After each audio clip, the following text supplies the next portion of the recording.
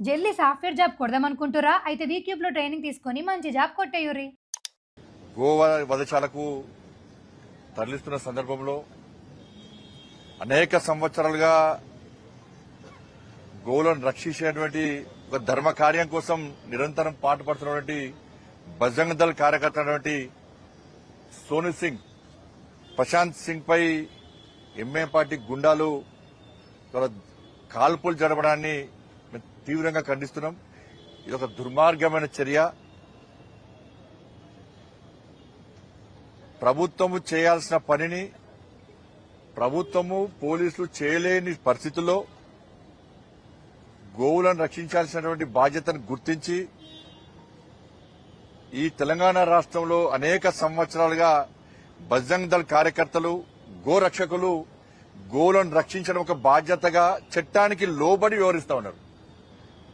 ఇటువంటి పరిస్థితుల్లో ముఖ్యంగా భాగ్యనగర్ లో ఇది మొదటి సంఘటన కాదు. గతంలో సంజయ్ అనేటువంటి ఒక కార్యకర్త, బజరంగ్ దళ్ కార్యకర్త మీద కూడా హత్యాయత్నం చేయడం జరిగింది. ఆయన కింద పడేసి కారు మీదికెళ్లి తీసుకుపోయే ప్రయత్నం చేస్తే చావు బతుకుల మధ్య ఇదే హాస్పిటల్లో కొన ఊపిరితో ఉండి ఇలా ప్రాణాల నుంచి బయటపడ్డాడు కాదు. ఇది మొదటి సంఘటన కాదు. ఇటువంటి సంఘటనలు జరుగుతూనే ఉన్నాయి. గోవధ నిషేధ చట్టం అనేది ఉంది. అది దాన్ని పాలకులు గుర్తించాలి. గోవధ నిషేధ చట్టాన్ని అమలు చేస్తే మాకు తుర్కోల ఓట్లు పోతాయని చెప్పి ఇవాళ పాలకులు భయపడుతున్నారు. ఎంఐఎం పార్టీకి వత్తాసు పలుకుతున్నారు. గతంలో బీఆర్ఎస్ పార్టీ ఇదే విధంగా ఎంఐఎంకు వత్తాసు పలికినప్పుడు ఎంఐఎం గుండాలు రెచ్చిపోయి హత్యలు, దోపిడీలు, మానభంగాలు, అనేక రకాలుగా ఆగడాలు బీఆర్ఎస్ పార్టీ పాలనలో ఎంఐఎం పార్టీ గుండాలు చేశారు.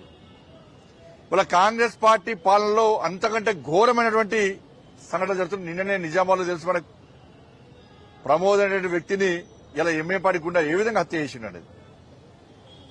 ఇది మొదటి సంఘటన కాదు. ఇది ఒకటి. ఇలా గోరక్షకులు ఎందుకు వస్తున్నారు? ఇవాళ ప్రభుత్వము చేయలేదు కాబట్టే ఇవాళ గోమాతను భారతీయులందరూ కూడా ఒక తల్లిగా, ఒక దైవంగా భావించేటువంటి సంస్కృతి భారతీయ సంస్కృతి. ప్రతి భారతీయుడి, భారతదేశంలో పుట్టిన ప్రతి ఒక్క భారతీయుడు అనుకునే వాళ్ళు గోమాతను తల్లిగా భావించాలి, దైవంగా భావించాలి. ఇస్లాంలో గోమాతను వధించుమని ఎక్కడైనా ఉన్నదా? నిజంగా మీరు భారతీయులైతే గోమాతను తల్లిగా భావించండి. లేకుంటే మీ తల్లిని కూడా మీరు నరుక్కుంటారంటే దానికి ఏం చేయలేం మేము. అటువంటి నీచపు ఆలోచన ఇస్లాంలో ఉందా చెప్పండి.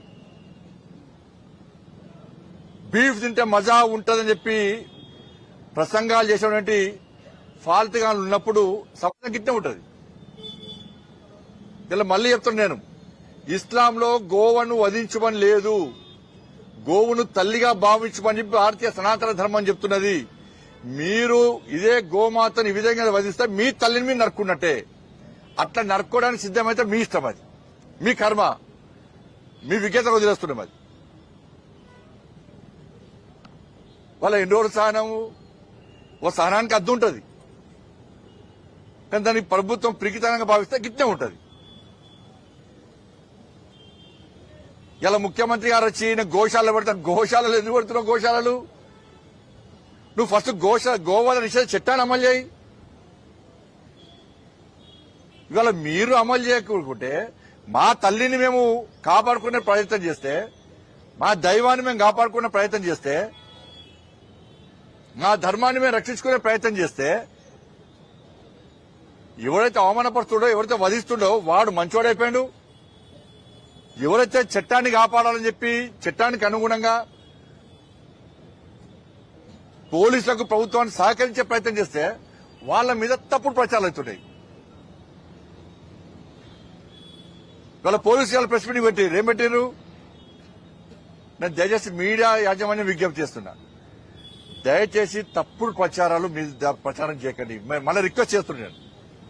పోలీసు వాళ్ళు చెప్పిందంతా అబద్దం. జూబ్లీ హిల్స్ ఎలక్షన్స్ ఉన్నాయి కాబట్టి అక్కడ హిందువులందరూ ఓటు బ్యాంక్ గా మారుతున్నారు కాబట్టి ప్రభుత్వము పోలీసుల మీద ఒత్తిడి తీసుకొచ్చి ఇవాళ ప్రశాంత్ సింగ్ అనే వ్యక్తి మీద, ఒక గో రక్షకుని మీద తప్పుడు ప్రచారం చేసే ప్రయత్నం చేస్తున్నది.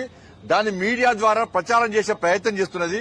మీడియా యాజమాన్యానికి 2 చేతులు జోడించి రిక్వెస్ట్ చేస్తున్నా, ఈ ప్రచారాన్ని బంద్ చేయండి. మా పర్సనల్ రిక్వెస్ట్. ఇది ధర్మాన్ని మీరు కూడా అవమానపరిచిన అవుతారు. ధర్మాన్ని రక్షించండి.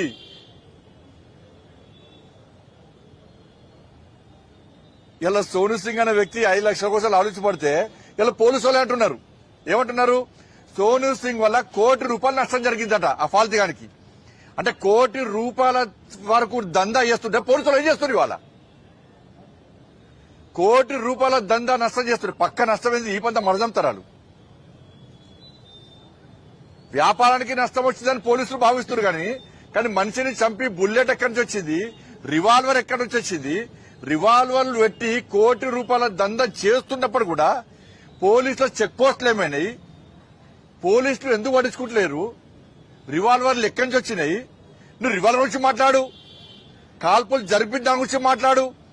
దాని గురించి మాట్లాడకుండా 5 లక్షలు డిమాండ్ చేసిందట, ₹1 కోటి దందా నష్టం చేసిందట, అందుకే కాల్పులు జరిపినట. అంటే నిందితులు సమర్థిస్తున్నారు వీళ్ళు. ఇలా మీ బతికెందుకే ప్రభుత్వం? మీదికి వచ్చి బొట్లు పెట్టి పూజ చేసుకున్నాడు. కేసీఆర్ కట్ట వేసిండు, రేవంత్ రెడ్డి గదే చేస్తున్నాడు. కేసీఆర్ గిరే గోవను పెట్టి పూజ చేసిండు యాగాలకు ముందు. గోవధను నిషేధించడం అమలు చేయబడి గోవులను వధిస్తే కూడా బజరంగ దళ కార్యకర్త దాడి చేస్తాడు. కేసీఆర్ పడుచుకోలే, పోయి పాపం తలిగింది, పాపం పండింది, ఫామ్ హౌస్ పడ్డండి. ఇలా రేవంత్ రెడ్డి సర్కార్కి అదే జరుగుతుంది. ఇవాళ మీరు ఓట్ల కోసం కక్కుర్తి పడితే, హిందువుల మనోభావాలు దెబ్బతీసే ప్రయత్నం చేస్తే, హిందువుల దైవాన్ని కించపరిచే ప్రయత్నం చేస్తే, హిందూ ధర్మాన్ని హేళన చేసే ప్రయత్నం చేస్తే, గో రక్షకులను అవమానపరిచే ప్రయత్నం చేస్తే, గో రక్షకులను తప్పుడు ప్రచారం చేసే ప్రయత్నం చేస్తే మీకు కేసీఆర్ కు పట్టిన గతి కంటే హీనంగా పడుతుంది విషయాన్ని గుర్తుంచుకోండి. అందుకే రోజుకో మంత్రి కొట్టాడుతున్నారు, ఓలుమోలు తిట్టుకుంటున్నారు. ప్రభుత్వం ఉంటుందా పోతుందా అనే పరిస్థితి వచ్చిందంటే గిదే పాపం తెలుతుంది. పాపం గిదే తెలుతుంది. రాజకీయాలు చేసుకొని మీరు బయట చేసుకో, రాజకీయాలు తిట్టుకోరు, అదే విషయం. కానీ దైవానికి సంబంధించి ఒక గో రక్షకుడు పాపం ప్రాణాలు తెగించి కొట్టాడుతుంటే 5 లక్షల కోసం వచ్చిండు, ₹1 కోటి నష్టం చేసిండు, అయితే రివాల్వర్ని కాల్స్తారు. మేము పట్టుకుంటామంటున్నారు. మీరు పట్టుకోకుంటే మేము పట్టుకుంటాం. మీరు పట్టుకోకుంటే 24 గంటల లోపల మా వాళ్ళు పట్టుకోవడానికి రెడీ అయ్యారు. 24 గంటల లోపల మీరు పట్టుకోకుంటే పోలీసు వాళ్ళు మేము పట్టుకున్నాం 24 గంటల లోపల అనుకుంటున్నారు. మీరు ప్రశాంతంగా పట్టుకున్నారు. మా వాళ్ళు రెడీ అయ్యారు. ఎట్లా పట్టుకోవాలన్నా ఏ విధంగా గుణపాఠం చెప్పాలో మేము రెడీ అయ్యాం. మా వాళ్ళు రెడీ అయ్యారు. మేము చేతులు ముడుచుకొని కూర్చోలే. ఈ ప్రభుత్వం ఏమైనా నమ్మకం లేదు మాకు. ఇవాళ ఎంతమంది కార్యకర్తలు రోజుకుంటారు మీరు? ఎంతమంది కార్యకర్తలు దాడులు చేస్తారు? మా సహనానికి అద్దు ఉంటుంది. సహనాన్ని పిరికితనంగా భావిస్తే ఇవాళ మీరు పట్టుకోకుంటే రేపు చూపెట్టేటోళ్ళం. మేము పట్టుకొని ఏం చేస్తామో చూపెట్టేవాళ్ళం. హోమిస్టర్గా మారుతానండి నేను. హోమిస్టర్ అయినా ఇంత బాధ అయితే చెప్తున్నాం అంటే ఇలా ఎంత ధర్మాన్ని ఏలనేసే విధంగా, ఒక ధర్మ రక్షకులు అవమానపరిచే విధంగా మీడియా మాధ్యమాల ద్వారా ప్రెస్ మీటింగ్ పెట్టి పోలీసులు చెప్తున్నారంటే రివాల్వర్ ఎక్కడి నుంచి వచ్చింది? పోలీసుల శాతకాంతనం వల్ల వచ్చింది. ఇంకెంతమంది రివాల్వర్ ఉన్నాయి? రివాల్వర్ గోరక్షకులకి ఇవ్వాలి మీరు పోలీస్ సెక్యూరిటీ. కానీ గోవులను వధించుకొని గోవుల పేరుతో దందా చేస్తుంది రివాల్వర్ ఉందంటే ప్రభుత్వం ఏ విధంగా పెంచి పోషిస్తున్నది, పోలీసులు ఏ విధంగా పెంచి పోషిస్తున్నారో దాని గురించి ఆలోచించండి. వాళ్ళ తెలంగాణ రాష్ట్రంలో శాంతి భద్రతలు క్షీణించడానికి ఈ మధ్య జరుగుతున్న సంఘటనలే నిలువెత్తు నిదర్శనము. ఇవాళ ప్రశాంతంగా డీజీపీ గారికి వినతి పత్రం ఇద్దాం వస్తుంటే మా రాష్ట్ర అధ్యక్షుడు రామచంద్రరావుతో పాటు 100,000 మంది కార్యకర్తలు అరెస్ట్ చేసి అలా లోపడిస్తున్నారు. ఏం లేదన్నా పోయిన మీకలో పోయి పడ్డట్టయిపోయింది హిందువుల పరిస్థితి తెలంగాణ రాష్ట్రంలో. కేసీఆర్ అప్పుడు గిదే చేసిండు, రేవంత్ రెడ్డి అరెస్ట్గా గదే చేస్తున్నాడు. ఈ ప్రజలేమో మేము చెప్తే ఇన్లేదా? మీరు ఇలా ప్రజలు ఆలోచించాలి. ఇలా సమాజం, హిందూ సమాజం ఆలోచించాలి. మేము చెప్పిన విజ్ఞప్తులను మీరు విస్మరించారు కనుకనే ఇవాళ తెలంగాణ రాష్ట్రంలో గోవధ నిషేధంగా గోవధ యథేచ్ఛగా జరుగుతున్నది.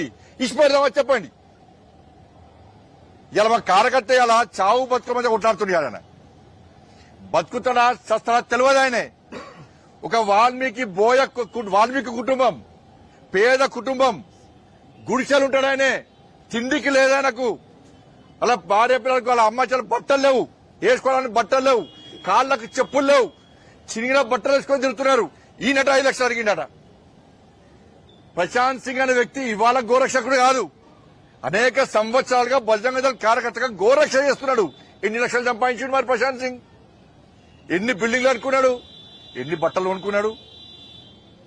బట్టలు లేకుండా, తిండి తిప్పలు లేకుండా పేద కుటుంబంలో వ్యక్తి గోరక్ష కోసం తాపత్రయం ఆవేదనతో బాధపడి గోరక్షణ చేస్తుంటే పోలీసు వాళ్ళు ప్రెస్ మీటింగ్ పెట్టి ఇలా గోరక్షకుని బదనాం చేసి హిందువుల మనోభావం దెబ్బతీసేందుకు పోలీస్ వ్యవస్థ వహిస్తే చాలా ఘోరం. నేను వెంటనే చెప్తున్నా ముఖ్యమంత్రి గారికి, ఎవరైతే ఇలా ప్రెస్ మీటింగ్ పెట్టి ఇష్యూని డైవర్ట్ చేసే ప్రయత్నం చేస్తారో ఆ పోలీస్ అధికారుల మీద మీరు చర్యలు తీసుకోకుంటే ఏ విధంగా ఇలా మేము చేస్తాం. మీరు తమాషా అనుకుంటారు ఏంది? ప్రభుత్వం ఇలా ఉంటుంది బిక్తుంది. ఈ ప్రభుత్వాలకు భయపడేటువంటి వ్యక్తులం కాదు మేము. జుబ్లీస్ ఎన్నికలు ఉన్నాయని చెప్పి హిందువులందరూ ఓటు బ్యాంక్ మారుతారని చెప్పి ఒక వర్గం ఓట్ల కోసం మీరు హిందూ సమాజాన్ని హేళించే ప్రయత్నం చేస్తారా? క్షమాపణ చెప్పండి ముఖ్యమంత్రి గాని, పోలీసు వాళ్ళు క్షమాపణ, డీజీపీ వాళ్ళు క్షమాపణ చెప్పండి. అలా రివాల్వర్ పెట్టుకుని గోరక్షణ కాల్చినప్పుడు క్షమాపణ చెప్పండి. వాళ్ళ కొంచెమన్నా సిగ్గుండాలే, అక్కలు ఉండాలి కొంచెమన్నా మాట్లాడడానికి. పోలీసులను ఒత్తిడి తీసుకొచ్చి ప్రెస్ మీటింగ్ పెట్టించే బదనాం చేస్తారా మీరు? పేదోని పేద కార్యకర్త ఆయనే. ఇప్పుడు చూస్తానే మీరు ఆ పిల్లలు బట్టల్లో వాళ్ళ తల్లికి, చెప్పుల్లో పాపం వాళ్ళకు తిండికి లేదు, ఏడుస్తున్నారు వాళ్ళొచ్చి.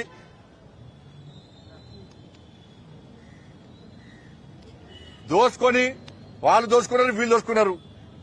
కాబట్టి మళ్ళీ నేను హెచ్చరిస్తున్నారు ప్రభుత్వాన్ని, తప్పుడు ప్రచారం బంద్ చేయండి. మీరు ప్రభుత్వం వెంటనే పోలీసు వాళ్ళు వాళ్ళ వ్యాఖ్యలను వెనక తీసుకోవాలి. మీరు క్రియేట్ చేసి వీళ్ళతో వాళ్ళతో స్టేట్మెంట్ ఇప్పిస్తే హిందూ సమాజం నమ్మదు. దాని మీద వెంటనే పోలీస్ అధికారుల మీద చర్యలు తీసుకోవాలని చెప్పి